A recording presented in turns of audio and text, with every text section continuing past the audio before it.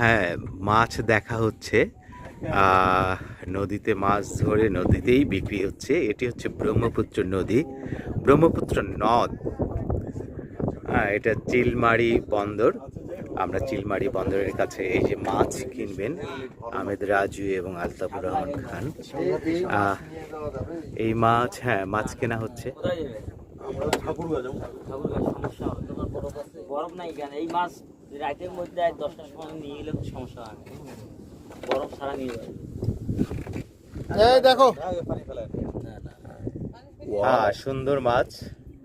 কি মাছ নাম এটা? এটা ঘাড় ভাঙা, ঘাড় ভাঙা। এবং চিংড়ি আছে, তারপরে কালিয়া কাজী আছে, আছে, কাজুরি আছে। কাজী আছে। তাহলে নৌকায় মাছ কেনা হচ্ছে, তাই না? হ্যাঁ হ্যাঁ, এই যে যারা মাছ পছন্দ করবেন তাদেরকে আমাদের ভ্রমণ দলের মহিলা গ্রুপ, তারা মাছ দেখছেন।